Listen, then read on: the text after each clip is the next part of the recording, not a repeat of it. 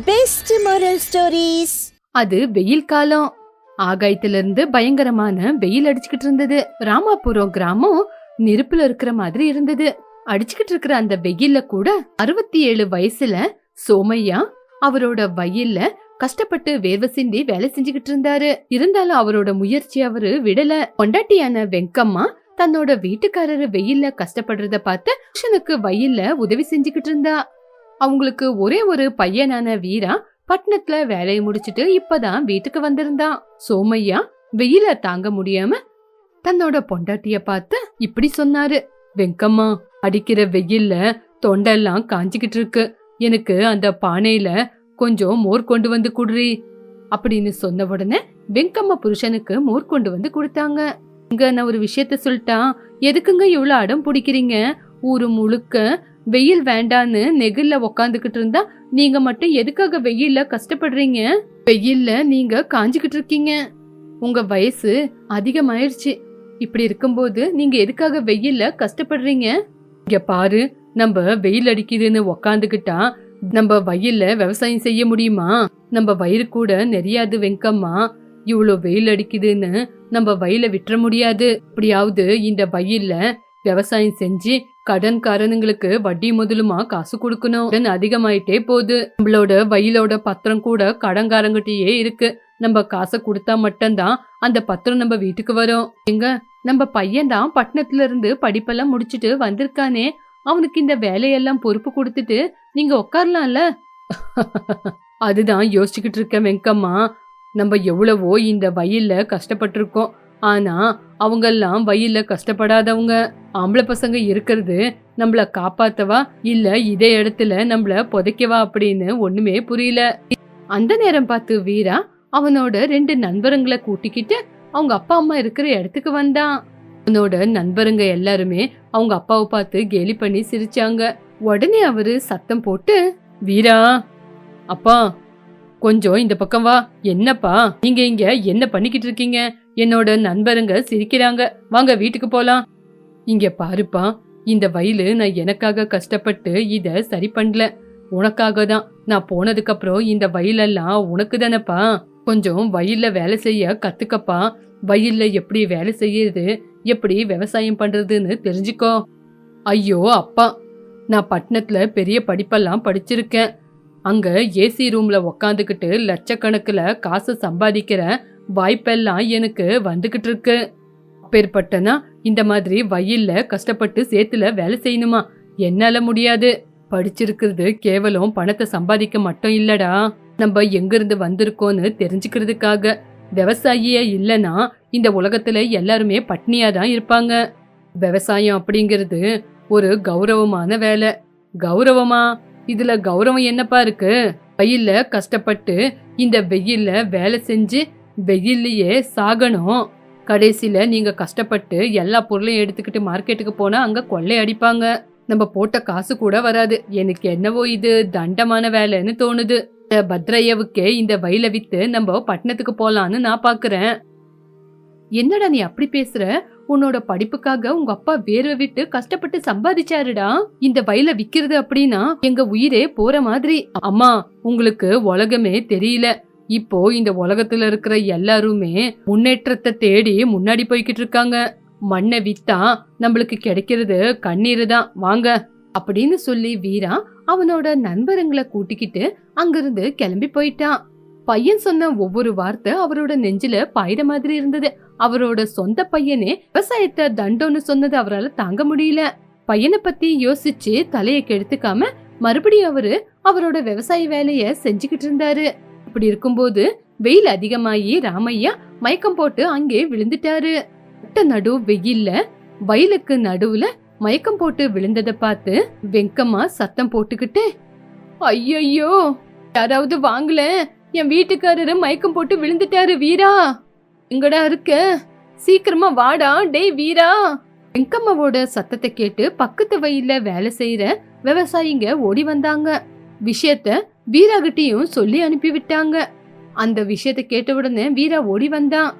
அவனோட அப்பா பேச்சு மூச்சு இல்லாம அடிக்கிற அந்த வெயில்ல நட்ட நடு வயல்ல விழுந்து கிடக்கிறத பார்த்து அவன் மனசு நொந்து போச்சு. அப்பா, எந்திரிங்கப்பா, கண்ணை திறங்கப்பா. அம்மா, அப்பாவுக்கு என்னம்மா ஆச்சு? நீ பட்டணத்துல சந்தோஷமா இருக்கணும் அப்படின்னு இந்த வெயில்ல உங்க அப்பா ஒவ்வொரு நாளும் கஷ்டப்பட்டு வேலை செஞ்சாரு. வேலை செய்யாதீங்கன்னு சொன்னாலும் உங்க அப்பா கேட்க மாட்டாரு. இப்படி அங்க வேலை செய்யறவங்க எல்லாருமே அவரை முகத்துக்கு தண்ணியை தெளிச்சு அவரை எழுப்புனாங்க. நிதானமா அவரு எந்திரிச்சு நின்னாரு. அவரோட முகத்துல சோர்வை விட அவரோட மனசுல கவலை தான் அதிகமா இருந்தது. வீரா கோவமா ஆவேசத்தோட அவங்க அப்பா கிட்ட இப்படி சொன்னா, அப்பா, எதுக்காக நீங்க இவ்வளவு கஷ்டப்படுறீங்க? நான் இந்த விவசாயமே வேண்டான்னு சொல்றேன். ஆனா நீங்க என் பேச்ச கேட்காம இந்த மாதிரி வெயில்ல கஷ்டப்பட்டுக்கிட்டு இருக்கீங்க. பட்டணத்துல எல்லாருமே சந்தோஷமா வாழ்க்கைய வாழ்ந்துகிட்டு இருந்தா நம்ம மட்டும் இந்த வெயில்ல விவசாயம் செய்யணுமா? அப்படி இந்த பூமியில என்னதான் இருக்கு? இங்க பாருப்பா, பட்டணத்துல உக்காந்த இடத்துலயே எல்லாரும் வயிறு நிறைய சாப்பிடுறாங்கன்னா அதுக்கு காரணம் யாருன்னு தெரியுமா? என்ன மாதிரி ஒரு விவசாயி இங்க வேர்வைய சிந்தல அப்படின்னா அந்த பட்டணத்துல நீங்க 3 வேளை வயிறு நிறைய உங்களால சாப்பிட முடியுமா? நாங்க இங்க வெயில்ல கஷ்டப்படாம இருந்தா அங்க நீங்க வயிறு நிறைய சாப்பிடுவீங்களா? பட் ஒரு கிண்ணத்துல சாப்பாட காட்டுவாங்களா? அதுக்குதான் நம்ம காசு கொடுக்கறோமேப்பா. எந்த பொருள் வேணுமோ அந்த பொருளுக்காக நம்ம காசு கொடுக்கறதுனால தானே எல்லாரும் பொருளுங்களை கொடுக்கறாங்க. காசை கொடுத்தா சரியாகுமாடா? கடங்கில்ல பொருளுங்க கிடைக்குமே தவிர பசிய தீர்க்கிற பூவா கிடைக்காதுடா. ஒவ்வொரு மனுஷனும் மண்ணுல பிறந்துதான் ஆகணும். விவசாயி இந்த நாட்டோட முதுகெலும்பு அப்படின்னு சும்மா சொல்லல. விவசாயி விவசாயம் செய்யாம நின்னு போயிட்டான்னா அதுக்கப்புறம் இந்த நாடு எவ்வளோ கஷ்டப்பட்டுக்கிட்டு இருக்கோம். சோமையா கண்ணீர் விட்டுக்கிட்டு, என்ன மாதிரி இருக்கிறவங்க விவசாயத்தை விட்டுட்டு பட்டணத்துக்கு வந்தா இந்த மாதிரி இருக்கிறவங்க என்ன சாப்பிட்டு வளருவாங்கடா வீரா? வெறும் காசு அப்படியே சாப்பிடுவாங்களா? எவ்வளோ பெரிய கோடீஸ்வரனா இருந்தாலும் அவனுக்கு சாப்பிட வேண்டியது 2 வாய் சாப்பாடு. வாய்ப்பு கொடுக்கறது இந்த பூமி. இந்த வெயில்ல கஷ்டப்பட்டு வேலை செய்யறது அவமானம் இல்லடா வீரா. இது ஒரு யாகம். இந்த யாகத்துல நான் போய் சேர்ந்தா கூட பரவாயில்லடா அப்படின்னு சொன்ன உடனே அந்த வார்த்தை அவன் நெஞ்சில குத்துற மாதிரி இருந்தது. அவன் பட்டணத்துல படிச்ச படிப்பை விட உங்க அப்பா சொல்லி கொடுத்த அந்த வார்த்தையோட பறிப்பு பெருசுன்னு புரிஞ்சுக்கிட்டான். பக்கத்துல இருக்கிற விவசாயிங்க கூட வீராவை பார்த்து உமையாவோட வார்த்தையை கேட்டு கண்ணை தொடச்சுக்கிட்டாங்க.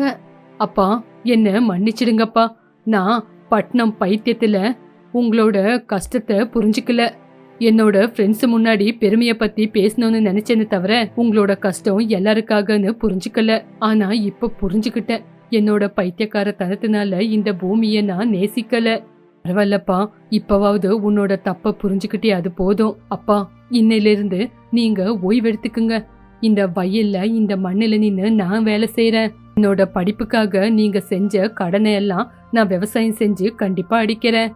நான் படிச்ச படிப்போட சேர்ந்து இந்த விவசாயத்தை நான் புதுசா ஆரம்பிக்கிறேன்ப்பா. நீங்க என்ன பத்தி இனிமே கவலைப்படாதீங்க. எங்க பாத்தீங்களா நம்ம வீரா எப்படி பேசுறான்னு? இனிமே நம்மளுக்கு எந்த பிரச்சனையும் இல்ல. அன்னையில இருந்த வீரா வயல்ல கஷ்டப்பட்டு வேலை செஞ்சான். கையில கொப்பளம் வந்தாலும் அதுக்கப்புறம் சரி ஆயிடுச்சு. ஆனா அவன் பின்னாடி போல. அவனோட நண்பருங்க வேண்டான்னு சொன்னாலும் அவங்களோட பேச்ச கேட்காம புது முறையில அவன் விவசாயம் செஞ்சு நல்ல லாபத்தை எப்படி சம்பாதிக்கிறதுன்னு வீரா சுலபமா கத்துக்கிட்டான். வீரா விதைங்களை போட ஆரம்பிச்சான். ஆனா ஊருக்குள்ள எல்லாரும் அவனை பார்த்து சிரிச்சாங்க. ஆனா அவன் கவலைப்படல. கொஞ்ச நாளுக்கு அப்புறம் ராமாபுரத்துல இருக்கிற எல்லா விவசாயிங்க விளைவிச்ச தானியம் நாசமாயிடுச்சு. ஆனா வீரா அவனோட புது முயற்சியில ஆரம்பிச்ச விவசாயம் மட்டும் ரொம்ப பச்சை பசேல்னு விளைந்து வந்தது. வெயில் இருந்தாலும் விவசாயம் நல்லபடியா வந்தது. சோமையா வயல்ல உக்காந்துகிட்டு தன்னோட பையனான வீரா எப்படி விவசாயம் பண்றான்னு பார்த்து ரொம்பவே சந்தோஷப்பட்டாங்க. எங்க அந்த பச்சை பசேல்னு இருக்கிற புல்ல பார்த்தா வயிறு நிறைஞ்சு போச்சு. ஆமா வெங்கம்மா, படிச்சவங்க விவசாயம் செய்ய வந்தா விவசாயம் இப்படிதான் இருக்கும். இவன் ஒரு விவசாயியோட பையன் மட்டும் இல்ல, விஞ்ஞானம் படிச்ச விவசாயி. வீரா அப்பா கிட்ட வந்தான். அவன் உடம்பெல்லாம் வேர்வல நனைஞ்சிருந்தது. ஆனா அவனோட முகத்துல மட்டும் தெளிவான சந்தோஷம். அப்பா, இந்த தடவை விவசாயத்துல 2 மடங்கு லாபம் வரும். நம்ம விளைவிக்கிற தானியத்தை எல்லாம் இங்க கொண்டு போய் விக்காம நேரா பட்டணத்துல கொண்டு போய் கொடுக்க போறேன். பட்டணத்துல இருந்து நம்ம இருக்கிற இடத்துக்கு நேரா வந்து தானியத்தை கொண்டு போவாங்க. இந்த வயல மட்டும் பத்தாது. இன்னும் அடுத்த வருஷத்துக்கு 5 ஏக்கர் வயல நம்ம குத்தகைக்கு எடுக்கணும். இங்க பாருப்பா, எனக்கு பணத்தை விட உனக்குள்ள ஆன மாற்றம் தான் ரொம்ப முக்கியம். நீ விவசாயத்தை காப்பாத்திட்ட. அப்பா, ஒவ்வொரு விவசாயி ராஜா அப்படின்னு கேள்விப்பட்டிருக்கேன். ஆனா அந்த ராஜாவுக்கு எவ்வளவு கஷ்டம் துன்பம் வரும்னு இப்ப புரிஞ்சுக்கிட்டேன். என்ன மாதிரி பசங்க விவசாயம் செய்ய வந்தா இந்த நாடே தங்கமா மாறிடும். இந்த கதை மூலியமா நம்ம தெரிஞ்சுக்க வேண்டிய விஷயம் என்னன்னா, பணம் மனுஷனோட தேவைக்கு உபயோகப்படுத்தலாமே தவிர அப்பாட கொடுக்காது. விவசாயம் இல்லாத நாடே இல்ல. கஷ்டப்பட்டா மண்ணு கூட முத்த கொடுக்கும். அது ஒரு அழகான நிம்மதியான ராமாபுரம் கிராமம். அது அந்த ஊர்ல ரங்கநாதம் அப்படிங்கிற ஒருத்தன் இருந்தான். அவன் பொண்டாட்டி சாவித்ரி. அவங்களுக்கு பசங்க இல்ல. அவங்க 2 பேரும் ரொம்ப அந்யோன்யமா இருப்பாங்க. ஆனா ரங்கநாதனுக்கு ஒரு விசித்திரமான பழக்கம் இருக்கு. சாவித்ரி எவ்வளவு கஷ்டப்பட்டு சமையல் செஞ்சாலும் அவ செய்யற சமையல் நல்லா இல்ல, உன்னை விட நான் நல்லாவே சமைக்குவேன், நீ சமையல் செய்யறது கொஞ்சம் கூட நல்லா இல்ல அப்படின்னு எப்ப பார்த்தாலும் ஏதாவது ஒண்ணு சொல்லிக்கிட்டே இருப்பான். ஒரு நாள் ரங்கநாதம் மத்தியான நேரத்துல சாப்பிட்டுக்கிட்டே அவனோட பொண்டாட்டியான சாவித்ரி கிட்ட இப்படி சொன்னான். என்ன சாவித்ரி, இன்னைக்கு சமையல் செய்யும் போது குழம்புக்கு உப்பு போட மறந்துட்டியா? வாய்க்கு ருசியே தெரிய மாட்டேங்குது. எப்ப பார்த்தாலும் நீ இப்படிதானா? ஏங்க, நான் சரியாதாங்க உப்பு போட்டேன். நீங்க இப்ப எல்லாம் எப்ப பார்த்தாலும் குழம்புல உப்பு இல்ல, காரம் அதிகமாயிடுச்சுன்னு சொல்லிக்கிட்டே இருக்கீங்க. உப்பு தேவைன்னா கொஞ்சம் உப்பு போட்டுக்குங்க. இப்போ நான் போட்டுக்கணுமா? நீ சமையல் செய்யும் போதே உப்பெல்லாம் கரெக்டா பார்த்து போடணும். அப்பதானே அந்த காயிலெல்லாம் அந்த உப்பு பிடிக்கும். சமையலெல்லாம் செஞ்சதுக்கு அப்புறம் சாப்பிடும்போது எதுக்காக அதை போட்டுக்கணும்? அப்படி போடுறதா இருந்தா எதுக்கு சமைக்கணும்? இப்படியே கலந்து சாப்பிடலாம்ல. அடிக்கடிக்கு நான் சமையல் ரூமுக்கு வந்துகிட்டு இருக்கேன்னு அதனாலதான் என்னோட அருமை உனக்கு தெரியல. ஆமா ஆமா, காலையில எந்திரிச்சதுல இருந்து நைட்டு தூங்குற வரைக்கும் சமைக்கிற எனக்கு தெரியாது. அடிக்கடிக்கு வந்து ருசி பாக்குறீங்களே, உங்களுக்கு தான் தெரியும். இங்க பாருங்க, எங்க ஊர்ல இருந்து எங்க அண்ணன் கடுதாசி போட்டிருக்கு. அங்க வயல்ல பாகம் தீர்மானம் இருக்கான். அதுக்கு என்னோட கையெழுத்து வேணுமா? நாளைக்கே நான் ஊருக்கு போறேன். ஒரு வாரம் கழிச்சுதான் வரப்போறேன். சாவித்ரி, நீ உன் வீட்டுக்கு போய் தான் ஆகணும். உன்னோட வீட்டு பிரச்சனை இல்லையா? இருந்தாலும் இங்க என்னோட நிலைமை என்ன? எப்பவுமே என்ன வெளிய போய் சாப்பிடுன்னு சொல்றியா? அதுக்கு தாங்க நானும் யோசிக்கிறேன். எங்க யாரையாவது சமையல் செய்ய வேலைக்காரங்களை வச்சுக்கலாமா? வேலைக்காரங்களை வச்சுக்கிறதா? அவங்க எதுக்கு? அவங்க சரியாவே சமைக்க மாட்டாங்க. அது மட்டுமா அதிகமா எண்ணெய் வேற ஊத்துவாங்க. நீ போயிட்டு வா. நீ வர நடுவுல என்னோட சமையல் என்ன, அதோட ருசி என்னன்னு இந்த செவருங்களுக்கு காட்ட போறேன். என்னோட நண்பருங்களான சாஸ்திரி ஆஞ்சநேயா இருக்கோம்ல, நாங்க எல்லாரும் சேர்ந்து சமைச்சுக்கிறோம். நாங்க பார்த்து சமைச்சுக்கிறோம். நீ தைரியமா போயிட்டு வா. சரிங்க, நீங்க பார்த்து பத்திரமா இருங்க. அதே மாதிரி நம்ம சமையலற பத்திரங்க. மறுவது நாள் ரங்கநாதம் சாவித்திரிய ஊருக்கு அனுப்பி வச்சா. அதுக்கப்புறம் ரொம்ப சந்தோஷமா அவனோட நண்பருங்களுக்கு வீட்டுக்கு வர்றதுக்கு சொல்லி அனுப்புனா. கொஞ்ச நேரத்திலேயே சாஸ்திரி அனுமந்தையா அவங்க 2 பேரும் அங்க வந்தாங்க.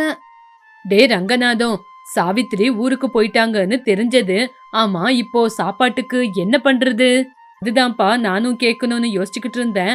இந்த வயசுல ஹோட்டல்ல சாப்பிட்டா நம்மளோட உடம்பு என்ன ஆகுறது? சாவித்திரி இல்லனா என்னடா, நம்ம தான் 3 பேரு இருக்குமே. நம்ம கை ருசிய சமையலறையில காட்ட வேண்டியதுதான். சாவித்திரி வர வரைக்கும் நம்மளே சமைச்சு சாப்பிடலாம். நம்மளோட சமையல் ருசி என்னன்னு எல்லாருக்கும் நம்ம காட்டலாம். நம்ம எல்லாரும் சேர்ந்து சமைக்கலாம். என்னன்னு சொல்றீங்க? ஆஹா, எனக்கு எங்க பாட்டி கத்து கொடுத்திருக்கிற துவையல் செய்ய தெரியும். எனக்கு புளியோகரை செய்யறதுலயும் நல்ல அனுபவம் இருக்கு. என்னோட பொண்டாட்டி என்னோட புளியோகரை பத்தி எப்பவுமே பெருமையா சொல்லிக்கிட்டு இருப்பா. அப்படியா? இன்னும் எதுக்காக நம்ம நேரத்தை வீணாக்கணும்? இப்பவே சந்தைக்கு போய் தேவையான காய்கறிய வாங்கிட்டு வரலாம் அப்படின்னு சந்தைக்கு கிளம்புனாங்க. காய்கறி கடையாண்ட 3 பேரும் காய்கறி வாங்க போனாங்க. அப்போ ரங்கநாதம் காய்கறி வியாபாரி கிட்ட, ஏன்பா இந்த கத்திரிக்காய் நல்லா இருக்கா? பார்த்தா ரொம்ப முத்தி போன மாதிரி இருக்கு. இல்லங்கய்யா, இப்பதான் காய்கறிய தோட்டத்துல இருந்து பிரிச்சுக்கிட்டு வந்திருக்கேன். வேணும்னா பாருங்க. ரங்கநாதம், நம்மளுக்கு கத்திரிக்காய் வேண்டாம். கத்திரிக்காய் சொரியல் அப்படின்னு சொல்லுவாங்க. இந்த வயசுல நம்மளுக்கு அதெல்லாம் எதுக்கு? நம்ம வெண்டைக்காய் வாங்கலாம். வெண்டைக்காய் வேகிறது கஷ்டம். அது இல்லாம அதுக்கு நிறைய எண்ணெய் ஊத்தணும். நம்ம சொரக்காவை வாங்கிக்கலாம். சொரக்காய் உடம்புக்கும் நல்லது. அதுலயே நல்லா குழம்பு வைக்கலாம். உங்களுக்கு எதுவுமே தெரியல. கத்திரிக்காயில எண்ணெய் கத்திரிக்காய் குழம்பு வச்சா எவ்வளவு ருசியா இருக்கும்னு தெரியுமா? சொரியல் கிடையாது, எதுவுமே கிடையாது. நீங்க கத்திரிக்காய், கொத்தமல்லி, கருவேப்பிலை, பச்சை மிளகா இதை எல்லாத்தையும் கொடுங்க. சரி சரி, உன்னோட இஷ்டம். ஆனா நாளைக்கு மட்டும் நான் சொல்றதுதான் வாங்கணும். சரிப்பா, சரி சரி அப்படின்னு காய்கறியை வாங்கிக்கிட்டு 3 பேரும் வீட்டுக்கு வந்து 3 பேரும் சமையலறைக்குள்ள போகும்போது ரங்கநாதம் இப்படி சொன்னான். எல்லாரும் கேட்டுக்குங்க. இப்ப நம்ம செய்ய போறது எண்ணெய் கத்திரிக்காய் குழம்பும் சாம்பாரும் சுட சுட சாதம். வேலைய பங்கிட்டுக்கலாமா? சாஸ்திரி, நீ போய் அரிசி கழுவு. அஞ்சனையா, நீ போய் காய்கறி எல்லாம் கழுவி வை. நான் குழம்புக்கு தேவையான மசாலாவை எடுத்து வைக்கிறேன். அரிசி கழுவுறது சாதாரணமான விஷயம் தானே. சரி, நீ சொல்லு, அரிசிய எவ்வளவு போடணும்? நம்ம 3 பேருக்கு தானே, அதனால 3 கிளாஸ் அரிசி போடு போதும். அப்படி மிச்சமா இருந்தா நைட்டுக்கு சாப்பிடலாம். ரங்கநாதம், இந்த கத்திரிக்காவை எப்படி வெட்டுறது எனக்கு சொல்லி கொடுக்கறியா? அதுதான் நானே சொன்னேனே எண்ணெய் கத்திரிக்காய் அப்படின்னு. கத்திரிக்காவோட காம்ப வெட்டாம 4 பாகமா வெட்டி விடணும். அப்பதான் மசாலாவை உள்ள நிறைக்க முடியும். அப்போ ஆஞ்சநேயா தனக்குள்ள தானே, இவன் சொல்றது சாதாரணமா சொல்லுவான், ஆனா கத்தி நல்லா சொனப்பா இருக்கு, பார்த்து பத்திரமா வெட்டணும். அந்த நேரத்துல சாஸ்திரி அரிசிக்கு தண்ணிய ஊத்தி கழுவுறதுக்கு வந்தான். எவ்வளவு தண்ணி ஊத்தணும் தெரியாம தள்ளாடிக்கிட்டு நின்னான். இப்போ சாஸ்திரி ரங்கநாத கிட்ட இப்படி சொன்னான். ரங்கநாதம், 3 கிளாஸ் அரிசிக்கு எவ்வளவு தண்ணிய ஊத்தணும் அது கூட தெரியாதா? அரிசி முழுற மாதிரி தண்ணி ஊத்தி கொஞ்சம் தண்ணி அதிகமா இருக்கிற மாதிரி வை. தண்ணி கொஞ்சம் தாராளமா இருந்தாதான் சாப்பாடு வேகும். சரி, உன்னோட இஷ்டம் அப்படின்னு சொல்லி சாஸ்திரி தண்ணிய அதிகமா ஊத்துனா. இந்த பக்கம் ஆஞ்சநேயா கத்திரிக்காவை கட் பண்ணிக்கிட்டு இருந்தான். ரங்கநாதம் சமையல் அறையில கத்திரிக்காவுக்கு மசாலாவை தேடிக்கிட்டு இருந்தான். குழம்புக்கு தனியா வேணும், ஆனா இந்த சாவித்ரி தனியாவை எங்க வச்சிருக்கானே தெரியலையே. தனியாவை டப்பில தான் கொட்டி வச்சிருக்கா, ஆனா தனியா எதுன்னு தெரியலையே. ஆஞ்சநேயா, நீ கொஞ்சம் இப்படி பாரு, இது தனியாவா என்னது இது? இத பார்த்தா தனியா மாதிரி தான் இருக்கு, ஆனா வண்ணம் தான் மாறி போயிருக்கு. ஏதோ புது மசாலா நினைக்கிறேன். சரி வா, போடுறேன். இந்த பக்கம் அடுப்பு மேல வச்ச அரிசி பொங்கி ஊத்திக்கிட்டு இருந்தது. ஐயோ ரங்கநாதம், அரிசி பொங்கி ஊத்திக்கிட்டு இருக்கே, இப்போ என்ன பண்றது? கொஞ்சம் தீய குறைச்சாவே போதும். ஆமா, இந்த அடுப்புல தீய எப்படி குறைக்கிறது? நிறைய விறகு வச்சிருக்கேனே. பரவாயில்ல, கஞ்சிய வெடிச்சா எல்லாம் சரியா போயிடும். முதல்ல அந்த காய கட் பண்ணலாம். கத்திரிக்கா வெட்டி முடிஞ்சிருச்சா? இதோ வெட்டிக்கிட்டு இருக்கேன், இப்ப முடிஞ்சிரும்.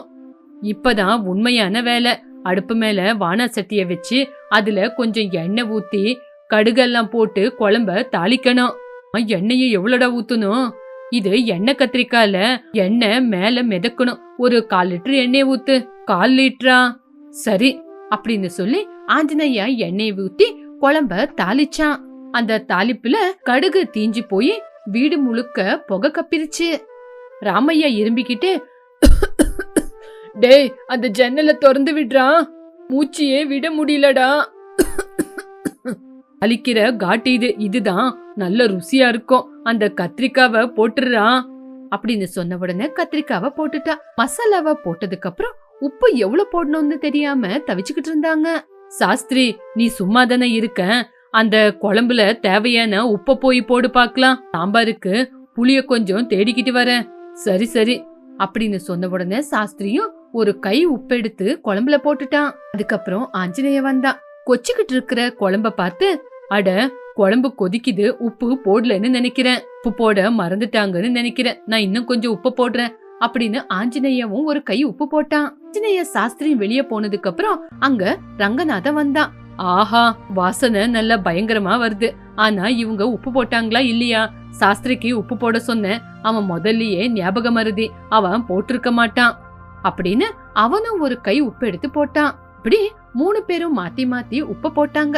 சாம்பார்லயும் இதே விஷயம்தான் நடந்தது. காரத்துக்கு பதிலா செகப்பா இருக்குது அப்படின்னு ஏதோ ஒரு பொடியை எடுத்து போட்டாங்க. சோறு வெந்து போய் குழஞ்சு போச்சு. அவங்க எல்லாரும் சேர்ந்து சமையல முடிக்காங்கட்டியும் மத்தியானம் 2 மணி ஆயிடுச்சு. எல்லாரும் பசியில தள்ளாடிக்கிட்டு சாப்பிடுறதுக்காக வந்து உக்காந்தாங்க. ஏய், நம்ம சமைக்கிறதுக்கு இவ்வளவு நேரம் ஆயிடுச்சு. குழம்போட வாசனைய பார்த்தா ஒரு புடி புடிக்கணும்னு போல தோணுது. சரி வாங்கடா, எல்லாரும் சேர்ந்து சாப்பிடலாம். ரங்கநாதம், சோறு கொஞ்சம் அதிகமா வெந்த மாதிரி இருக்கு. டே பரவாயில்லடா, வயசான காலத்துல நல்லா வேக வச்ச சாப்பாட தான் சாப்பிடணும். குழம்பு கலந்து சாப்பிட்டா எல்லாமே சரியாதான் இருக்கும். பேரும் சாப்பாட தட்டுல போட்டு குழம்ப ஊத்தி 3 பேரும் ஒரு வாய் எடுத்து வாயில வச்சாங்க. ரங்கநாதம் ஒரு வாய் சாப்பாட வாயில வச்சு, ஐயோ என்ன இது, ஏய் உப்பு அதிகமாயிடுச்சுடா, கடல் தண்ணிய குடிக்கிற மாதிரி இருக்கு. இது என்னடா குழம்பு, வாயில வைக்கவே முடியலையே. இந்த அளவுக்கு உப்பு யார் போட்டது? டே சாஸ்திரி, நான் உன்னதானடா உப்பு போட சொன்னேன். டேய், நான் உப்பு போட்டேனே. என்னது, நீ குழம்புக்கு உப்பு போட்டியா? நானும் உப்பு போட்டேன். நீங்க 2 பேரும் போட்டீங்களா? நானும் உப்பு போடலன்னு போட்டேன். ஐயோ, நம்ம 3 பேரும் மாத்தி மாத்தி உப்பு போட்டுமா? அதனாலதான் இது கடல் தண்ணி மாதிரி மாறி இருக்கு. சரி, இந்த எண்ணெய் கத்திரிக்காவை விட்டுருங்க, குழம்புல சாப்பிடலாம், குழம்பு ஊத்துங்க அப்படின்னு சொல்லி சாம்பாரை ஊத்தி சாப்பிட ஆரம்பிச்சாங்க. வாயில வச்ச உடனே மறுபடியும் அதேதான். சிச்சி, சாம்பார்ல புளி அதிகமாயிருக்கு, அது மட்டுமா ஏதோ விசித்திரமான பொடி போட்ட மாதிரியே தோணுது. அது சாம்பார் பொடி, அதனாலதான் அப்படி இருக்கு. ஏய், அது சாம்பார் பொடி இல்லடா, குங்குமடா. அந்த டப்பி மேல குங்குமம் அப்படின்னு எழுதி இருக்கிறத இப்பதான்டா பார்த்தேன். என்னது, குங்குமமா? ஐயோ கடவுளே, குங்குமம் போட்ட குழம்பையா நம்ம வச்சிருக்கோம்? அப்படின்னா இன்னைக்கு நம்ம குங்கும குழம்பு, உப்பு அதிகமாயிருக்கிற தொக்கு, அந்த வெந்து போன சோறை தான் சாப்பிடணுமா? பசியில உயிர் போகுது. ரங்கநாதன் கூட யோசிக்க ஆரம்பிச்சான். ஏய், என்னடா பண்றது? சரி, வீட்ல தயிர் இருந்தா அதை ஊத்தி சாப்பிடலாம். இருடா, தயிர் இருக்கான்னு பாக்குறேன். முதல்ல தயிர் இருக்கான்னு போய் பாரு. ஐயோ, சாவித்ரி போகும்போது பாலுக்கு தயிர் ஊத்தி வைக்கல போல. பாலு அப்படியே இருக்கு. ஐயோ, இப்ப தயிர் கூட இல்லையா? அப்படின்னா சாப்பிடுறதுக்கு என்ன பண்றது? என்ன பண்றதுன்னா, நம்ம ஊர்ல இருக்கிற ஏதாவது ஹோட்டல்ல இருந்து சாப்பாடை கொண்டு வந்துதான் சாப்பிடணும். யாரோ சொன்னாங்க, இந்த வயசுல ஹோட்டல் சாப்பாடை சாப்பிடக்கூடாதுன்னு. டேய் சாஸ்திரி, உயிர் போற நிலைமையில இருக்கும்போது இப்படி எல்லாம் யோசிக்க முடியுமா? ஹோட்டல்ல இருந்தே சாப்பிடலாம் அப்படின்னு 3 பேரும் ஹோட்டல்ல இருந்து சாப்பாடு வாங்கிட்டு வந்து சாப்பிட்டு படுத்தாங்க. அந்த நாள் அப்படியே போச்சு. அன்னைக்கு நைட் ஆச்சு. மத்தியானம் ஏதோ அப்படி சமைச்சிட்டோம். நைட்டுக்காவது நம்ம உப்புமா பண்ணிக்கலாமா? உப்புமா நான் நல்லா செய்வேன், நானே செய்றேன். ஐயோ, வேண்டாண்டா அப்பா. காலையில உப்பு யார் போட்டான்னு தெரியாம பிரச்சனை ஆயிடுச்சு. இப்ப பாலும் பழமும் சாப்பிட்டு படுத்து தூங்கலாம். டேய், நீ சொல்றதுதான் சரியானது. நீ சொல்ற மாதிரியே பழமும் பாலும் சாப்பிட்டுட்டு படுத்து தூங்கலாம். இப்படி மறுநாள் காலையில மறுபடியும் 3 பேரும் எந்திரிச்சு என்ன சமைக்கலான்னு யோசிக்க ஆரம்பிச்சாங்க. இங்க பாருங்க, நேத்து மாதிரி இல்லாம 3 பேரும் சேர்ந்து சமைக்காம இன்னைக்கு தனித்தனியா சமைக்கலாம். நான் சமைக்கிறேன், நீங்க 2 பேரும் எனக்கு உதவி செஞ்சாவே போதும். ஆ சரி சரி, நீ செய், நாங்க பாத்துக்கிட்டு இருக்கோம். இன்னைக்கு உருளைக்கிழங்கு பொரியலும் ரசமும் வைக்கலாம். நீங்க உருளைக்கிழங்க கட் பண்ணுங்க அப்படின்னு உருளைக்கிழங்க கட் பண்ண ஆரம்பிச்சாங்க. ரங்கநாதம் அடுப்ப பத்த வச்சு வானா சட்டிய வச்சு அதுல நிறைய எண்ணெய் ஊத்தி உருளைக்கிழங்க வேக போட்டானுங்க. உருளைக்கிழங்கு நல்லா வெந்தாதான் நல்லா இருக்கும். டே ரங்கநாதம், தீ அதிகமா இருக்குடா, தீய கொஞ்சம் குறைச்சுக்கோ. ஏய், தீய அதிகமா வச்சு வேக வச்சாதான் ருசி நல்லா இருக்கும், நீ சும்மாரு. தீஞ்ச வாசனை சமையல் ரூம் முழுக்க பரவிக்கிட்டு இருந்தது. டே ரங்கநாதம், தீஞ்சு போன வாசனை வருதுடா, கொஞ்சம் சரியா பாருடா. ஐயோ, ஆமா ஆமா, அடியில ஒட்டிக்கிச்சு போல. ஐயோ, இன்னைக்கும் தீஞ்ச சாப்பாடே தானா? ரங்கநாதம் தலை மேல கைய வச்சுக்கிட்டு, ச்சே, கொஞ்சம் பார்க்காம போனதுக்கே இந்த கதி ஆயிடுச்சே. சரி, இப்போ ரசம் செய்ய பாக்கலாம். டே ரங்கநாதம், இது நம்ம கையில ஆக வேண்டிய வேலை இல்ல. பொம்பளைங்க எப்படி சமைக்கிறாங்கன்னு தெரியல. சமைக்கிறது அப்படின்னா நெருப்பு மேல நிக்கிற மாதிரி தான். அஸ்திரி, என் பொண்டாட்டி சமைச்சு கொண்டு வந்து வைக்கும்போது, என்னடி இந்த குழம்புல உப்பு இல்ல, புளி இல்ல, காரம் இல்ல, காய்கறி சரியா வேகல, அடுப்புல 4 காய்கறி வெட்டி போட்டாவே குழம்பாயிட போகுதுன்னு ஏதேதோ சொல்லிக்கிட்டு இருந்த. ஆனா இப்பதான் எனக்கு அதோட கஷ்டம் தெரியுது. அதுல கவனம் வச்சு செஞ்சாதான் குழம்பு நல்லா இருக்கும்னு இப்பதான் புரியுது. ஆமா, நம்ம இப்ப என்ன பண்றது? மறுபடியும் ஹோட்டலே தானா? ஆமா, இப்போ என்ன பண்றது? ஹோட்டல் சாப்பாடு தான் கதி அப்படின்னு 3 நாளாவே 3 பேரும் ஹோட்டல் சாப்பாடு சாப்பிட்டு 3 நாள்லயே அவங்களுக்கு வயிறு வலிக்க ஆரம்பிச்சிருச்சு. ஒரு நாள் காலையில நேரத்துல 3 பேரும் இப்படி பேசிக்கிட்டாங்க. ரங்கநாதம் கவலையோட, சாஸ்திரி, ரங்கநாதம், என்னால முடிய மாட்டேங்குதுடா, வயிறு ரொம்ப குத்துது, எதுவுமே ருசியா தெரியல. என் சாவித்ரி ஒரு சாம்பார் வச்சு பொரியல் பண்ணி கொடுப்பா, நல்லா இருக்கும். ஆமாண்டா, நானும் அவ்வளவுதான். வீட்டுக்கு போலானா வீட்டுல பெருசா நாங்களே சமைச்சு சாப்பிடுறோம்னு சொல்லிட்டு வந்துட்டேன். இப்ப போனா என்ன கேப்பாங்கடா? நம்மளோட திமிரை இப்ப நம்மளுக்கு எதிரி ஆயிடுச்சு. பொம்பளைங்க கஷ்டப்பட்டு செஞ்சா நம்ம அவங்கள திட்டிக்கிட்டு இருப்போம். வீட்டுல எல்லாரும் சமையல்காரங்க தான் அப்படின்னு நினைச்சா நம்ம நிலைமை இப்படிதான் இருக்கும். நம்ம 3 பேர்ல ஒருத்தர் கவனமா இந்த சமையலை செய்யணும். இல்லனா நம்மளுக்கு இன்னைக்கும் ஹோட்டல் சாப்பாடு தான். டேய், சாவித்திரி வந்துட்டாடா, என்னோட சாவித்திரி வந்துட்டா. அப்பா, நம்ம தப்பிச்சிட்டோம். அன்னபூர்ணேஸ்வரியே வந்துட்டாங்க. சாவித்திரி வீட்டுக்குள்ள வந்த உடனே அங்கங்க அந்தந்த பொருளுங்களை போட்டிருக்கிறதும், சமையல் அறையில பாத்திரங்கள்லாம் அப்படி அப்படியே இருக்கிறதும், காய்கறி எல்லாம் வெட்டி போட்டது அப்படியே இருக்கிறதும், புருஷனோட முகம் வாடி போய் இருக்கிறதையும் பார்த்தா. ஏங்க, என்னாச்சுங்க? வீடெல்லாம் இப்படி இருக்கு? சமையல நல்லா செஞ்சுக்கிறோன்னு தானே சொன்னீங்க? சாவித்ரி, என்ன மன்னிச்சிடு. வீட்டை சுத்தமா வச்சுக்கிறதும் சமையல் செய்யறதும் எவ்வளவு பெரிய கஷ்டம் அப்படின்னு இந்த 4 நாள்லயே எனக்கு தெரிஞ்சு போச்சு. நான் உங்ககிட்ட திமிரா பேசிட்டேன். ஆமாமா சாவித்ரி, சமையல்னா எவ்வளவு பெரிய கஷ்டம்னு எங்க எல்லாருக்கும் இப்பதான் தெரிஞ்சது. அம்மா சாவித்ரி, ரொம்ப பசி எடுக்குதுமா, உன் கையால சாப்பிட ஏதாவது செஞ்சு கொடுமா. அப்போ சாவித்ரி சிரிச்சுக்கிட்டே, ஐயோ, இவ்வளவு சின்ன விஷயத்துக்கு இவ்ளோ கேட்கணுமா நீங்க? பொம்பளைங்களோட கஷ்டம் என்னன்னு நீங்க புரிஞ்சுக்கிட்டீங்கல்ல. சரி, நீங்க போய் முதல்ல கை கால கழுவிட்டு வாங்க. 1/2 மணி நேரத்திலேயே சுட சுட சாப்பாடு, சாம்பாரு, பொரியல், எங்க வீட்டுக்காருக்கு ரொம்ப பிடிச்ச எண்ணெய் கத்திரிக்காய் குழம்பு வச்சிடுறேன். சாவித்ரி, வேண்டாம் சாவித்ரி, வேண்டாம். எண்ணெய் கத்திரிக்கான்னு அந்த பேரை சொல்லும் போதே ரொம்ப பயமா இருக்கு. எங்களுக்கு அந்த வெறும் சாம்பார் சாதமே போதும். சரி சரி, நீங்க உக்காருங்க. 3 பேரு நண்பருங்களும் சாப்பாட்டுக்காக உக்காந்தாங்க. சாவித்ரி கொடுத்த சாம்பார் சாதம், பொரியல் எல்லாமே சாப்பிட்டு திருப்தியா சாப்பிட்டு சந்தோஷப்பட்டாங்க. சாவித்ரி, உண்மையிலேயே உன் கையில ஏதோ ஒரு மந்திர சக்தி இருக்கு. நீ சமைச்சதே தான் நாங்களும் சமைச்சு பார்த்தோம். நாங்க செஞ்ச சமையல் விஷமா இருக்கு, நீ செஞ்ச சமையல் அமிர்த மாதிரி இருக்கு. சமையலுக்கு தேவையான பொருளை மட்டும் போட்டா பத்தாதுங்க, அதுல பொறுமை, நிதானம் எல்லாத்தையும் போடணும். அப்பதான் ருசியா இருக்கும். உண்மையை சொன்ன தாயி. இனிமே என் ஜென்மத்துல என் பொண்டாட்டி சாப்பாட குறை சொல்ல மாட்டேன். நான் கூட தான் என் பொண்டாட்டிக்கு இனிமே சமையல்ல உதவி செய்வேன். நானும் இவ்வளவு நாளா நான் தான் நல்லா சமைக்குவேன் அப்படின்னு திமிரா பேசுனேன். வீட்ல எல்லாமே சமையல்காரங்களா இருந்தா சரி வராது. வயிறு எரியும் போதுதான் தெரியுது வீட்டு வேலை, வீட்ல சமையல் செய்யறது எவ்வளவு பெரிய விஷயம்னு இன்னைக்குதான் புரிஞ்சுக்கிட்டேன். சரி விடுங்க, இப்பவாவது எங்களை புரிஞ்சுக்கிட்டீங்களே. இந்த கதை மூலியமா நம்ம தெரிஞ்சுக்க வேண்டிய விஷயம் என்னன்னா, எந்த ஒரு வேலையும் சுலபமா செஞ்சிடலான்னு நம்ம யோசிக்க கூடாது. ஆனா அந்த வேலையை செய்யும் போதுதான் அதோட கஷ்டம் தெரியும். எல்லா வேலையும் எங்களுக்கு தான் தெரியும் அப்படின்னு யோசிச்சா சிரிக்க வேண்டியதுதான். யாரு வேணாலும் எப்படி வேணாலும் சமைச்சிடலாம் அப்படின்னு நினைக்கிறது இந்த மாதிரி பிரச்சனையில தான் கொண்டு போய் விடும்.